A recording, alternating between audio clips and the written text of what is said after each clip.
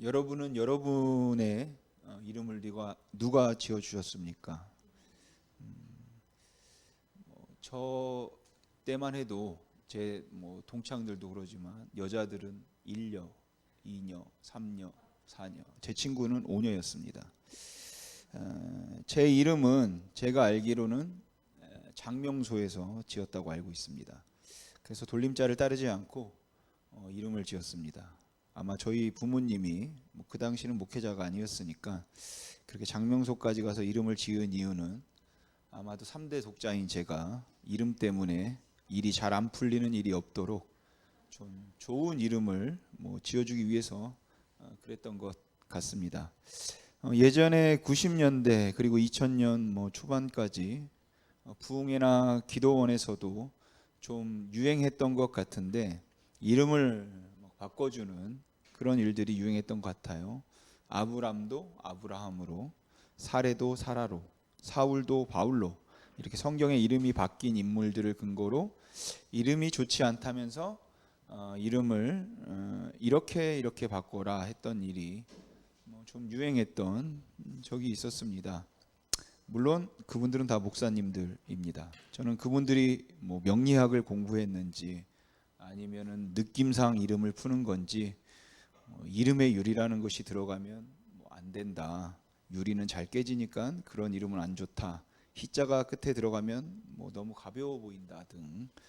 그 당시 들으면서는 잘 몰랐지만 지금 생각해 보면 그 정도는 저도 할 수 있지 않을까 하는 그런 생각이 들기도 합니다. 근데 참 일이 정말 안 풀리고 또 걱정과 고민이 많았던 분들이라면 어떻겠습니까?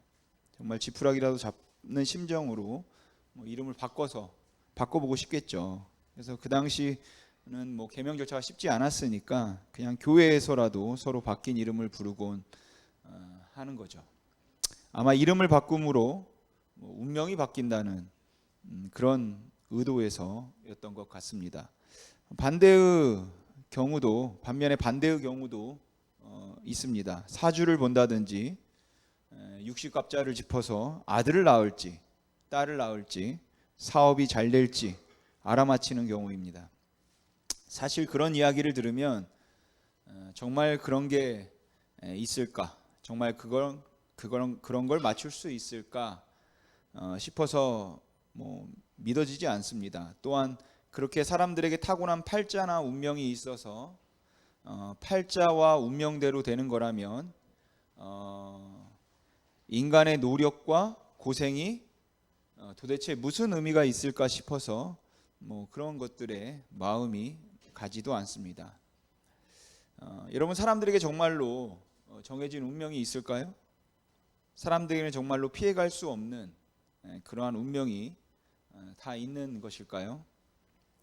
모든 사람들에게는 어느 정도 정해진 운명이 있다는 입장과 그리고 전혀 백지의 상태에서 스스로 자기의 인생을 만들어가는 것이라는 이 입장 사이에는 꽤 긴 시간 동안 끊임없이 논쟁이 계속되어 왔기 때문에 이 문제를 논한다는 것은 철학적으로 그렇게 쉬운 일은 아닙니다. 특별히 하나님의 절대적 주권과 섭리를 믿고 있는 기독교인들의 입장에서는 이 문제에 상당히 많은 질문과 의문을 가지고 있죠. 왜냐하면 예정 혹은 선택이라는 이 특별한 교리 때문에 그렇습니다. 하나님의 선택과 하나님의 예정은 모든 인간의 노력과 수고를 다 무의미하게 만들 수 있다는 이유와 하나님께서 그렇게 예정하셨다는 사실은 왠지 하나님을 불공평한 또 모든 고난의 장본인으로 만드는 것 같다는 이유 때문에 많은 사람들이 이를 거부하고 싶어 합니다. 하지만 동시에 하나님의 전지하심이나 하나님의 전능하심을 생각하면 어차피 어떤 사람들의 노력은 참 무의미해 보이기도 하고 불행한 조건과 환경을 가지고 태어나서 힘들게 살아가는 사람들이 엄연히 존재하는 이 현실에서는 차라리 하나님의 이 예정을 인정하고 그 고난과 불행 가운데도 하나님의 뜻이 있다고 말해주는 것이 어쩌면 오히려 더 위로가 될 것 같기도 합니다. 왜냐하면 이미 정해진 길이 있어서 인간이 아무리 노력을 하고 수고한다고 해도 그런 소용없는 일이라는 그 말에 무기력함과 화가 나는 것도 사실이지만, 또한 동시에 인간이 노력하면 노력한 대로 대가를 받는다는 그 말도 전혀 맞는 말은 아니라서, 거스를 수 없는 어떤 운명의 사슬이 있어서 그 운명의 사슬을 벗어나지 못하고 있는 것 같은 좌절을 사실은 꽤 많은 사람들이 경험하고 살고 있기 때문에 그렇습니다. 정말 애를 많이 쓰고 노력하는데 인생은 노력하는 대로만은 되지 않잖아요. 아무리 노력하고 애를 써도 계속 쳇바퀴 돌듯이 그냥 그 자리를 벗어나지 못하는, 그래서 마치 이것이 내 운명인가 보다라고 그렇게 그냥 받아들일 수밖에 없는 상황들이 있기도 하다는 겁니다. 아마도 이러한 그 혼란스러움 때문에 오늘 본문 말씀은 조금은 좀 어려운 말씀입니다. 야곱과 에서가 태어나기도 전에 하나님께서 에서가 야곱을 섬기겠다고 그 이야기를 말라기서에는 이렇게 표현하고 있습니다. 하나님이 야곱은 사랑하시고 에서는 미워하셨다. 이 말은 결과적으로 이제 보면 맞는 말이었는데, 그런데도 우리는 이 말을 쉽게 이해하거나 받아들이기가 쉽지는 않습니다. 오늘 설교에서 선택과 예정의 문제를 다 다루기에는 시간도 짧고 저의 식견도 너무 좁아서, 오늘은 하나님께서 이 야곱과 에서의 선택의 이야기를 통해서 하나님은 무엇을 말씀하고 싶었을까 하는 하나님의 마음을 좀 헤아려 보고 싶습니다. 왜냐하면 제가 믿기에는 하나님께서도 이런 복잡한 철학적 사변의 화두로 야곱과 에서의 선택을 말씀하셨다고 생각하지는 않기 때문입니다. 충분히 토론할 만큼의 정보와 지식도 주어지지 않은 상황에서 하나님의 선택과 예정, 그리고 인간의 정해진 운명과 그 안에서 인간들이 해야 될 어떤 노력과 의지적인 행위들의 관계, 이런 것들을 논해보라고 하나님께서 야곱과 에서의 선택 이야기를 한 것은 아닐 거라고 생각되기 때문입니다. 아브라함이 75세가 되었을 때 하나님께서는 아브라함에게 나타나셔서 아들을 주겠다고 약속을 하셨고, 그 아들을 통해서 그 자손들이 하늘의 별과 같이 바다의 모래알 같이 많게 해주겠다고 약속을 하셨습니다. 그리고 25년이 지난 후에 아들을 하나 주셨습니다. 근데 그 외아들이었던 이삭이 40이 되도록 결혼을 하지 않았습니다. 지금이야 40까지 결혼을 하지 않는 것도 조금은 일반에 속할 정도가 되었지만, 그 당시에는 도대체 왜 이삭이 40이 될 때까지 결혼을 하지 않았는지 이것도 이해가 되지 않는 일입니다. 그렇게 그는 40이 되어서 결혼을 했는데, 결혼을 하고 난 다음에 이삭도 아브라함과 마찬가지로 자식이 없었습니다. 그리고 결혼한 지 20년이 되어서 이삭이 60세가 되었을 때 아내 리브가가 출산을 했습니다. 그러니까 아브라함이 하나님께 자손을 바다의 모래와 같이 하늘의 별과 같이 많게 해주겠다는 약속을 받고 난 후에 85년이 지나서야 겨우 손주를 보게 된 셈입니다. 참 많은 시간을 기다린 거죠. 이렇게 하나님의 약속은 굉장히 더딘 것 같습니다. 그런데 며느리였던 리브가가 아이를 임신했을 때 엄청난 상고를 겪어야 했습니다. 60세에 겨우 자식 하나 얻었는가 싶었는데, 그것도 20년이 지나도록 임신을 하지 못해서 이삭이 기도해서 기도의 응답으로 자식을 얻는가 싶었는데, 이 며느리 리브가의 상고가 너무 심해 힘든 것입니다. 그리고 그런 모습을 보면서 너무 안타까웠던 이삭은 하나님 앞에 기도하기 시작했습니다. 그런데 뜻밖에도 그가 들었던 응답은 아내인 리브가가 쌍둥이를 잉태했다는 것이고, 둘 다 큰 민족을 이루겠지만 큰 자가 어린 자를 섬기게 될 것이라는 내용이었습니다. 드디어 리브가는 쌍둥이를 출산하게 되었고, 큰아들의 이름은 예서로, 둘째 아들의 이름은 야곱으로 하였습니다. 물론 이 사건은 이 둘이 태어나기 전부터 하나님의 예정된 계획이 있었음을 보여주고 있습니다. 하지만 저는 하나님께서 도대체 지금 역사의 한 지점에서 왜 야곱을 택하시고 에서를 택하지 않았다는 말씀을 하고 계시는지가 궁금했습니다. 하나님은 모든 사람들에게는 다 정해진 운명이 있다는 것을 알리기 위해서 그러셨을까요? 그렇지 않다면 하나님은 절대적인 주권자이시기 때문에 하나님께서 마음대로 인간의 운명을 좌지우지할 수 있는 분이라는 그 사실을 알려주기 위해서였을까요? 그러니까 하나님께서 야곱을 택하셔서 흥하게 하시고 에서를 택하여 망하게 한다 할지라도 그것은 하나님의 절대적인 주권이라는 사실, 그래서 모든 사람들의 운명은 하나님이 다 정해놓으신 것이니까 그냥 아무 말 하지 말고 하나님의 뜻에 순복하라는 의미에서 야곱과 에서의 선택을 말씀하셨느냐는 것입니다. 저는 하나님께 모든 인간을 향한 계획이 있다는 것을 믿고 하나님은 그 전지하심과 전능하심 가운데서 주권적으로 우리의 삶을 인도하고 계신다는 사실을 믿고 인정하지만 하나님께서 오늘 야곱과 에서의 선택 이야기를 하신 이유는 바로 그 사실을 우리에게 알리기 위함은 아니라고 생각합니다.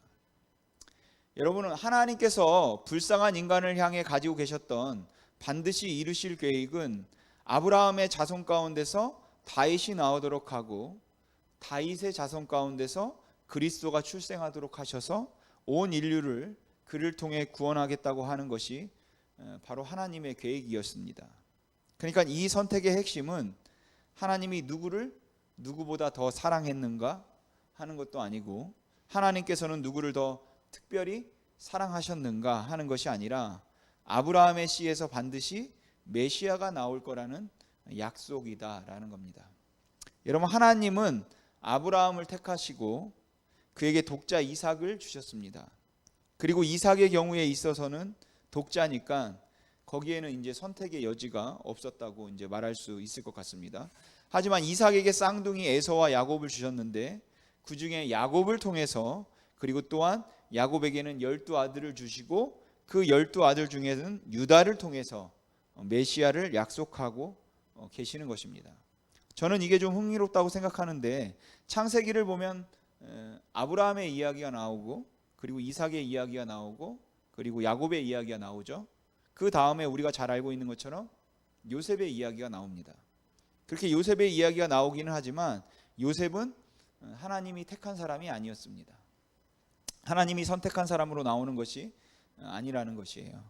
요셉의 경우는 야곱의 자손들로 하여금 애굽에 들어가서 큰 민족을 이루도록 하는 길잡이 역할을 했고 그 후에 레위 지파였던 모세를 통해 이 큰 민족을 이룬 백성들을 이끌어서 가나안에 정착하여 한 나라를 이루도록 그렇게 하나님께서 요셉과 모세를 부르셨지만 사실 그들은 언약의 주체 대상은 아니었습니다. 언약의 주체 대상은 유다와 그의 자손이었어요. 그러니까 하나님은 예수님이 탄생하실 때까지 계속해서 한 사람만 택하신 셈입니다. 그들 중에는 포악한 왕도 있었고 그야말로 그 언약이 깨져질 만큼 끊어질 만한 절체절명의 위기의 순간들도 있었지만 하나님께서는 아브라함에게 약속했던 그 약속을 기억고 다윗을 통하여 그리고 다윗에게서 난 그리스도 그 메시아를 보내심으로 완성하신 것입니다. 다시 정리를 좀 하자면 야곱의 생애에서 하나님께서 야곱을 선택하신 것에 관한 이 언급은 야곱의 팔자나 야곱의 운명을 말하는 것도 아니고 더불어 에서의 불우하고 기구한 운명을 말하고자 함도 아니라는 것이에요. 그러니까 에서가 하나님의 사랑을 받으려고 무신 애를 쓰고 몸부림을 쳤지만 하나님께서는 에서에게 등을 돌리셨고 야곱은 하나님이 정해놓으신 길이 있었기 때문에 아무리 그것을 벗어나려고 나는 이 하나님의 선택에서 벗어나려고 애를 썼어도 허사였다는 것을 강조하기 위해서 이 선택의 말씀을 하고 계시는 것은 아니라는 겁니다. 그러니까 우리가 야곱을 택하신 사건을 통해서 얻는 교훈이 있다면 사람마다 정해진 길이 있어서 노력해도 사람이 뜻대로 되는 일은 없다는 것이 아니라 하나님은 인간의 가치와 인간의 조건을 보기 전에 하나님의 그 주권적인 섭리에 의해서 먼저 찾아오시고 사랑하기로 작정하셨다는 것이라고 생각합니다. 여러분, 이 세상에서는 무가치해 보이고 죄도 많고 아무것도 아닌 자임에도 불구하고 하나님이 그를 사랑하신다고 말할 수 있는 것은 하나님이 그를 사랑하기로 작정하셨음을 알기 때문입니다. 한 걸음 더 나아가서 이렇게 야곱을 하나님께서 택하시고 그를 통해 메시아를 보내신 것은 야곱과 야곱의 자손들만을 사랑하시고 다른 민족들은 상관하지 않겠다고 말씀하기 위함이 아니라 이 택하신 야곱의 자손을 통하여서 수많은 사람들을 그리스도께로 인도하기 위한 목적에서 하나님은 야곱을 택하셨다는 이 말씀을 하고 있다라는 거죠. 그리고 그렇게 생각하는 근거는 로마서에 있습니다. 로마서는 야곱과 에서의 이야기를 아주 드라마틱하게, 그리고 어찌 생각하면 굉장히 근본적이라고도 할 수 있고 또 개혁적이라고도 할 수 있지만 그렇게 묘사하고 있는 유일한 성경일 것 같은데, 야곱과 에서의 이야기가 나오는 로마서 9장에서 그 바울의 논리를 보면 이렇습니다. 바울은 이렇게 이야기를 합니다. 하나님께서 야곱을 택하셨다. 하지만 어느 누구도 야곱을 택하신 이 하나님 앞에서 하나님이 공평하지 않으시다든지 아니면 하나님이 왜 야곱을 택하셨는가 반문할 수 없다. 왜냐하면 누구를 긍휼히 여기시든 그것은 하나님의 마음이기 때문에 그렇다. 그러니까 바울은 하나님께서 누구를 사랑하기로 하셨고 하나님께서 누구를 사랑하지 않기로 하셨다 할지라도 아무도 그 하나님 앞에 이의를 제기할 수 없다는 것이에요. 또 바울은 말하기를 하나님께서 누구를 택하셔서 그를 구원하기로 하시고 하나님께서 누구를 택하지 않았다 할지라도 하나님 앞에서 그것에 이의를 제기할 수 없다라고 합니다. 그리고 토기장의 예를 들어서 말을 이어가죠. 즉 토기장이가 진흙으로 한 덩어리를 가지고 귀한 그릇을 만들고 한 덩어리를 가지고는 천한 그릇을 만들 수 있는 권리가 그 토기장이에게 있는 것처럼 하나님께서 그 절대적인 주권 가운데 원하시는 대로 사람을 택하기도 하고 사람들을 구원하기도 하실 수 있다는 겁니다.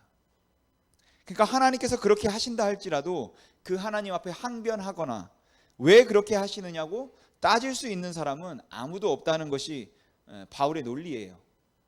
근데 사실은 이것은 바울의 논리가 아니라 유대인들의 논리입니다. 유대인들은 그렇게 생각했습니다. 그리고 바울도 그것을 인정했습니다. 하지만 그럼에도 불구하고 이 로마서를 통해서 바울은 지금 이 예정과 선택의 이야기를 누구에게 하고 있는가에 따라서 그 의미는 아주 달라진다라는 거죠. 여러분, 바울이 했던 이 말이 이방인들을 향해서 한 말이라면 제가 말씀드린 대로 이해하는 게 맞습니다. 다시 말하면 하나님께서 이스라엘 백성들을 택하시고 그 백성들을 구원하셔서 선민으로 삼으셔서 구원하기로 하셨다 한들 이방인인 내가 무엇이간데 감히 하나님 앞에 왜 하나님이 우리를 택하지 않았느냐고 말할 수 있느냐라는 것이죠. 하나님은 하나님의 원대로 하나님의 뜻대로 유대인들을 택하셔서 그들을 선민으로 삼으실 수 있는 겁니다. 그런데 이 말을 이방인들에게 하는 것이 아니라 바울이 유대인들에게 하고 있다면 그 의미는 완전히 다른 것이 됩니다. 여러분, 이스라엘 백성들은 자기들만 선민이라고 생각하고 있었습니다. 그래서 구원은 자기들에만 있고 이방인들은 구원받을 수 없다 이렇게 생각하고 말했죠. 그런데 하나님께서는 놀라운 복음의 비밀을 바울에게 알려주셨습니다. 여기서 말하는 복음의 비밀이란 예수 그리스도를 믿는 자들에게 구원을 주신다는 것뿐만 아니라 하나님의 이 놀라운 구원 계획 가운데 이방인도 포함되어 있다라는 것이 복음의 바울이 알고 있던 복음의 비밀이었다라는 거죠. 그리고 이 이방인들도 하나님께서 구원하기를 원하신다는 이 복음의 비밀 때문에 바울은 이방인들을 위한 사도가 되었고, 그렇게 이방인들을 위한 사도가 됨으로 인하여서 바울은 말할 수 없는 고난과 핍박을 받았고 또 순교까지 당하게 되었습니다. 그리고 이 이유 때문에 유대인들이 바울에게 발끈했던 것이죠. 유대인들은 자기들만 선민이라고 생각하고 있었는데 하나님의 사랑의 대상에 이방인도 포함되었다는 그 바울의 말을 듣고 발끈했던 것입니다. 이건 유대인들 입장에서는 있을 수 없는 일입니다. 하나님이 어떻게 이방인을 사랑합니까? 하나님이 어떻게 이방인들을 구원할 수 있냐는 거죠. 아브라함의 자손인 우리를 아브라함과 유다와 다윗을 통하여서, 아브라함과 야곱과 유다와 그 다윗을 통하여서 이 땅에 지금 살고 있는 우리들이 하나님의 택한 백성이고 하나님의 선민들이지, 어떻게 이방인들, 그 헬라인, 로마인들 어떻게 하나님의 백성이 될 수 있습니까? 라는 거죠. 있을 수 없는 일입니다. 그런데 그런 그들에게 바울이 말하고 있는 거죠. 하나님이 이방인들도 택하기로 하셨다 한들 내가 무엇이간데 감히 그럴 수 없다고 말하느냐라는 겁니다. 하나님이 이방인들도 구원하겠다고 하시는데 내가 무엇이간데 그 사람은 구원하면 안 된다고 우리만 구원해야 한다고 말할 수 있냐는 거죠. 그러니까 바울은 그럴 수 없다는 말을 하고 있는 것입니다. 그러니까 지금 바울의 이 말은 유대인들을 향하여서 하나님은 모든 사람을 사랑하기를 원하시고 이방인들도 그 하나님의 구원 계획 가운데 두셔서 천하고 보잘것없고 평생을 하나님을 모른 채 살았고 율법과 거리가 먼 삶을 살았다 할지라도 예수 그리스도를 통해서 그들을 구원하기로 하나님께서 작정하셨으니까 이것이 은혜이고 사랑일진데 그 하나님의 사랑과 은혜를 하나님께서 이방인들에게 베풀기로 정하셨다 한들 내가 어찌 안 된다 말할 수 있냐라는 겁니다. 야곱은 사랑하시고 에서는 미워하기로 한 그 하나님의 주권으로 하나님은 이제 이방인들도 택하셔서 사랑하기로 하셨다면 하나님은 그럴 수 없다고 말할 수 있는 사람이 누가 있겠느냐라는 거죠. 그러니까 바울이 말하고 싶었던 선택은 유대인들만을 택하신 배타적이고 그럼 독점적인 선택이 아니라 그것에 이방인들도 포함되었다는 포괄적인 선택인 것입니다. 하나님께서 죽을 수밖에 없는 죄인도 하나님을 모른 채 자기 마음대로 평생을 살았던 사람도 하나님을 믿는다고 말하면서 계속 넘어지고 흔들리는 사람도 끝까지 하나님께서 사랑하기로 하셨다는 것이에요. 매일매일 연약하여 쓰러지고 부족하기 이를 데 없고 지극히 이기적이라서 자기만 알고 있어서 이런 인간을 하나님이 사랑하시면 안 된다 생각할 수 있겠고 너무 고집스럽고 너무 문제를 많이 일으켜서 하나님이 저런 사람을 사랑할 수 없다고 생각하는 그 사람, 우리가 그렇게 생각하고 말하지만 근데 그래도 하나님이 그도 사랑하기로 하셨다면 하나님께서 그들을 용서하시고 끝까지 그들과 함께 하겠다고 하셨다면 내가 감히 무엇이간데 그런 사람은 사랑하면 안 되냐고 말하느냐, 내가 무엇이간데 하나님은 그런 사람들은 멀리 하셔야 된다고 감히 말하느냐라는 거예요. 이 복음의 은혜가 정말 말할 수 없이 천하고 추하고 더러운 인간들에게조차 임하고 아니 평생을 자기만 알고 살다가 마지막 말년에 숨 꼴딱 넘어갈 때 예수 그리스도를 주라고 영접하고 그리고 그 앞에 회개하는 사람들을 보면서 아니 어떻게 저렇게 평생 동안 하나님을 모르고 살던 저 사람을 하나님이 사랑할 수 있느냐고 감히 누가 말할 수 있겠냐는 것이죠. 하나님이 사랑하겠다는데 하나님이 그렇게 사랑하신다는데 누가 그 선택에 감히 이의를 제기할 수 있냐는 것입니다. 또한 동시에 우리가 이 사랑의 관계의 시작이 하나님이셨다, 하나님이었음을 안다면 우리가 정말로 부족하고 미련하지만 나 같은 인간은 하나님이 사랑하시면 안 된다고 말해도 안 되는 것입니다. 비록 여러분들의 모습이 정말 형편없어서 지금 이 자리에 앉아 있는 것조차 부끄러운 분들이 계실지 모르겠지만 그럴지라도 하나님이 정말로 나를 사랑하실까? 나 같은 이 인간을 하나님께서 받아주실까? 라고 말하면 안 된다는 것이에요. 왜 그렇습니까? 하나님이 사랑하시기로 하셨으니까요.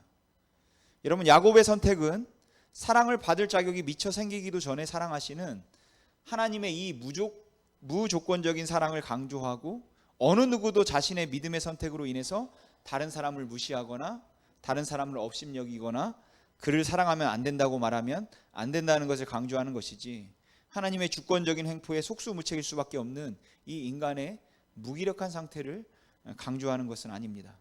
저는 하나님에게 틀림없이 그런 절대적인 주권이 있다 할지라도 오늘 이 사건을 통해서 우리에게 보여주는 것은 하나님이 우리를 그렇게 사랑하신다라는 것을 보여준다고 생각합니다. 자주 넘어지고 쉽게 변하고 허물이 많고 연약함에도 불구하고 하나님은 야곱을 사랑하기로 하셨습니다.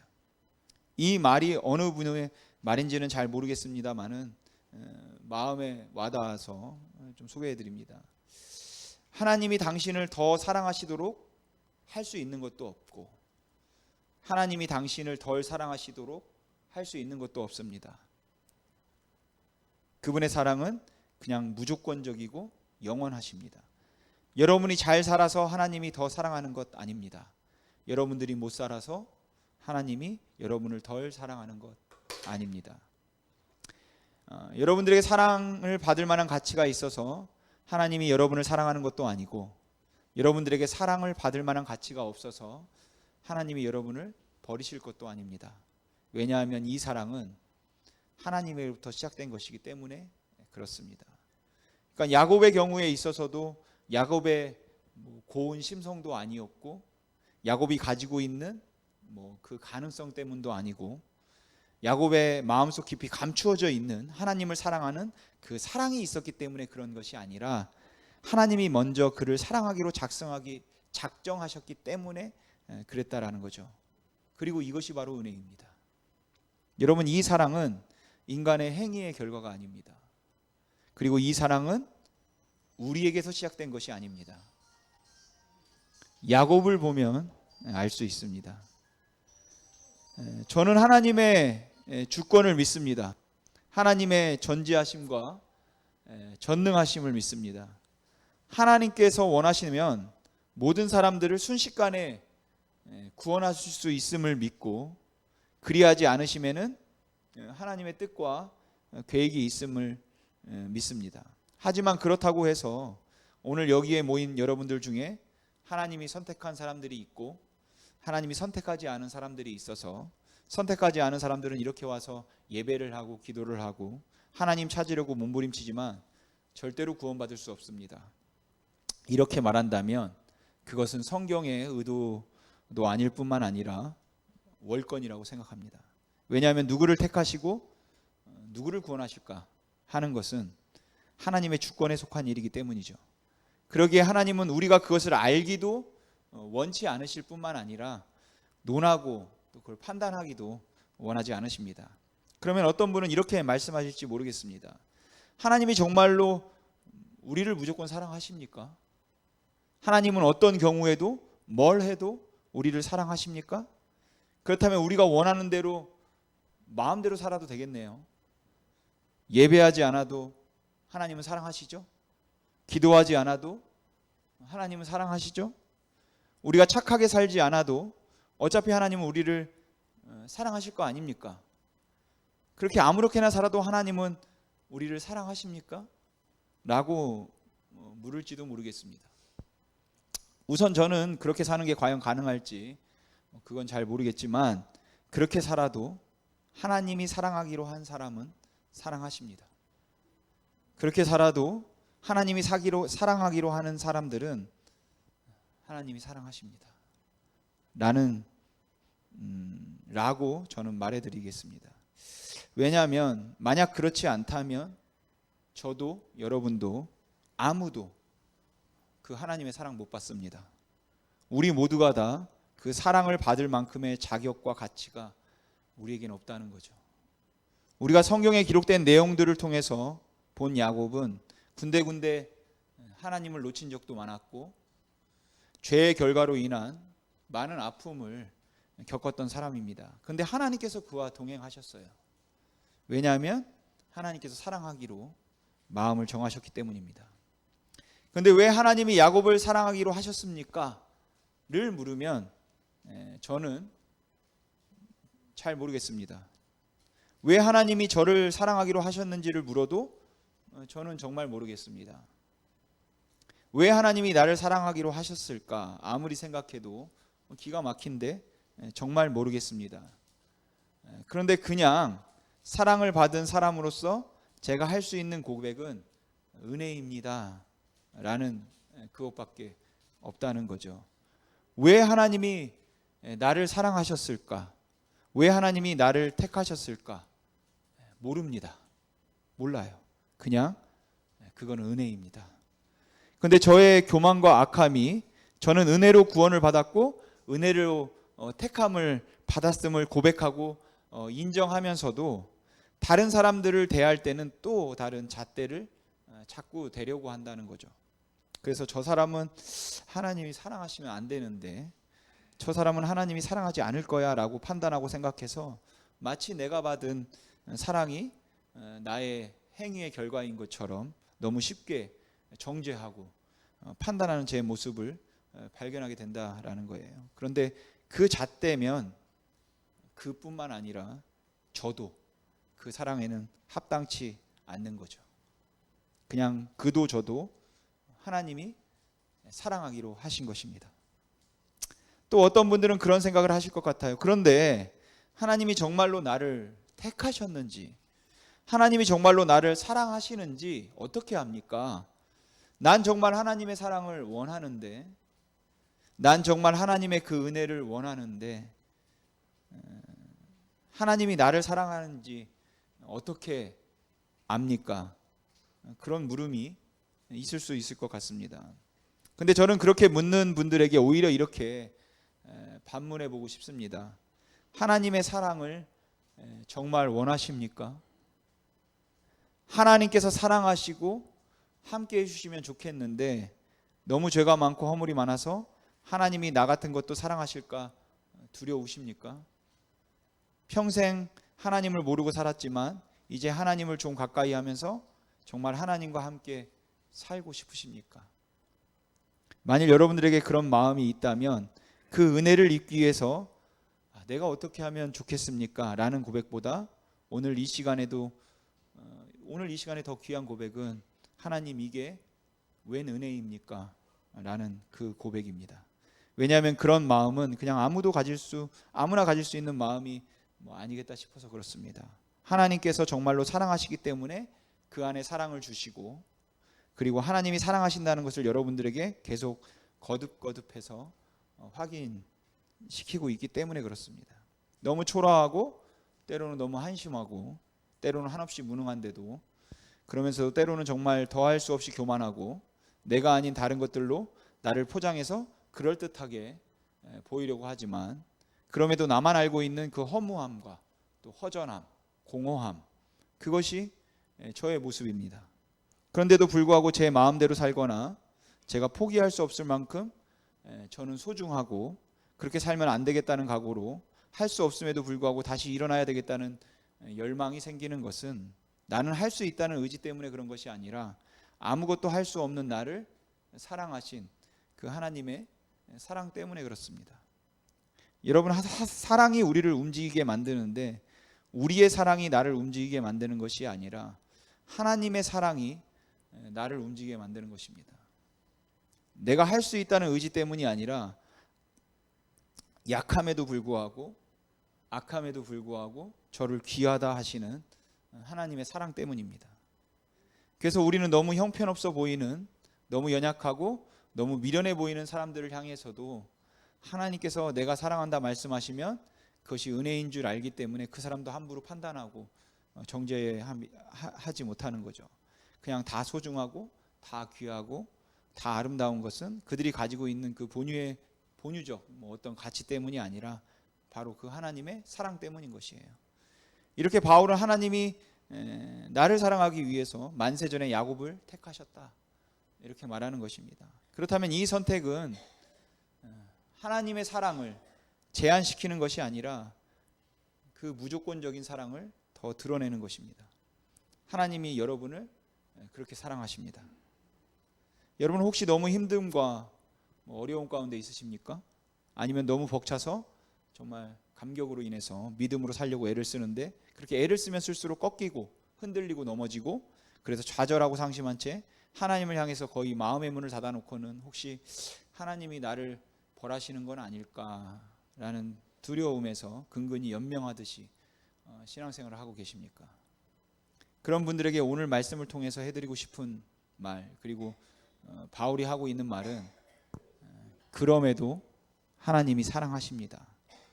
그래서 우리가 아직 죄인 되었을 때에 그리스도께서 우리를 위하여 죽으심으로 하나님께서 우리에 대한 사랑을 확증하셨느니라. 자기의 사랑을 확증하셨느니라. 사랑하는 성도 여러분, 저는 이 선택의 교리가 하나님의 사랑을 제한하는 것이 아니라 하나님이 이런 죄인도 사랑할 수 있다는 것을 보여주신 정말 참 놀라운 교리라고 생각합니다. 그렇게 하나님이 여러분을 사랑하십니다. 그럼에도 우리의 모습에도 불구하고 하나님은 그럼에도 여러분을 사랑하십니다. 기도하겠습니다.